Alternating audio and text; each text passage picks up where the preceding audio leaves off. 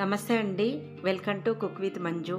ఇవాళ మనము గోంగూర నువ్వుల రోటి పచ్చడి ఎలా ప్రిపేర్ చేయాలో చూద్దామండి. చాలా టేస్టీగా ఉంటుంది. రైస్లోకి, చపాతీలోకి, మెయిన్గా జొన్న రొట్టెలోకి అయితే చాలా బాగుంటుందండి. ఎలా చేయాలో చూద్దాము. ఇక్కడ నేను 2 టేబుల్ స్పూన్స్ వరకు నువ్వులు తీసుకొని దూరగా వేపుకున్నాను. ఇప్పుడు ప్యాన్ పెట్టేసుకొని ఇందులోకి పచ్చడికి సరిపడా ఆయిల్ వేసుకోవాలి. ఇలా ఆయిల్ వేసేసుకున్న తర్వాత ఇప్పుడు ఇందులోకి కొద్దిగా జీలకర్ర, కొద్దిగా మెంతులు వేసుకోండి.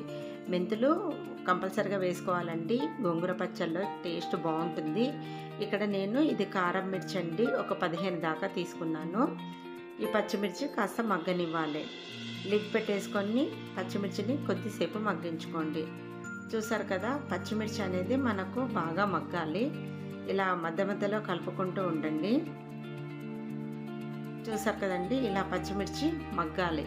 ఇలా మగ్గిన తర్వాత ఇప్పుడు మనం ఇందులోకి గోంగూర పెట్టుకోవాలి. గోంగూర అక్కడ 4 కట్టల దాకా తీసుకున్నానండి. నేను శుభ్రంగా ఒలుచుకొని కడుక్కొని పెట్టేసుకున్నాను. ఇప్పుడు ఈ గోంగూరను ఆయిల్లో వేసేసుకోవాలి. పచ్చిమిర్చితో పాటు ఈ గోంగూరను ఉడికించుకోవాలి. ఇలా గోంగూర అంతా వేసుకున్న తర్వాత ఇలా కలిపేసుకోండి. కలుపుకున్న తర్వాత మనకు గోంగూర అంతా దగ్గరికి అయ్యేంత వరకు ఉడికించుకోవాలి. ఫ్లేమ్ను సిమ్లో పెట్టేసుకోవాలి. పెట్టేసుకొని గోంగూర అంతా దగ్గర అయ్యేంత వరకు లిడ్ పెట్టేసుకొని ఒక 2 నిమిషాల వరకు మగ్గించుకోండి. ఇలా లిడ్ తీసేసి మధ్యలో కలుపుకుంటూ ఉండండి. మాడనివ్వకుండా చూసుకోండి. చూసారు కదా, ఇలా సిమ్లో పెట్టేసుకొని మగ్గించుకున్న తర్వాత కొద్దిగా పసుపు, కొద్దిగా వెల్లుల్లి వేసుకొని మళ్ళీ ఒకసారి బాగా కలుపుకోండి. ఇలా కలిపేసుకున్న తర్వాత మళ్ళీ ఒక నిమిషం వరకు మగ్గించుకోవాలి. పూర్తిగా దగ్గరికి అయ్యేంత వరకు మగ్గించుకోవాలండి. అప్పుడే మనకు గోంగూరలో పచ్చివాసన అనేది ఉండకుండా ఉంటుంది. చూసారు కదా, ఇలా బాగా దగ్గరికి అయ్యేంత వరకు మగ్గించుకోండి. ఇప్పుడు నువ్వులు మిక్సీ జార్లో వేసుకొని మిక్సీ పట్టేసుకోవాలి. ఇలా మిక్సీ పట్టేసుకున్న తర్వాత ఇప్పుడు మనము గోంగూరను ఉడికించుకున్నాం కదా, ఆ గోంగూర వేసేసుకోవాలి. ఇప్పుడు ఇందులోకి మళ్ళీ కొన్ని వెల్లుల్లి వేసుకోవాలండి. రుచికి సరిపడా ఉప్పు వేసుకోవాలి. వెల్లుల్లి, మెంతులు కంపల్సరిగా వేసుకుంటేనే పచ్చడి అనేది చాలా రుచిగా వస్తుంది. చూసారు కదా, మరీ మెత్తగా కాకుండా రోటి పచ్చళ్ళు మనం రోట్లో నూరుకున్నట్టు కాస్త కచ్చపక్కగానే నూరుకోండి. ఇప్పుడు ఇందులోకి ఉల్లిపాయ అండి, పచ్చి ఉల్లిపాయ వేసుకుంటే రుచి చాలా బాగుంటుంది.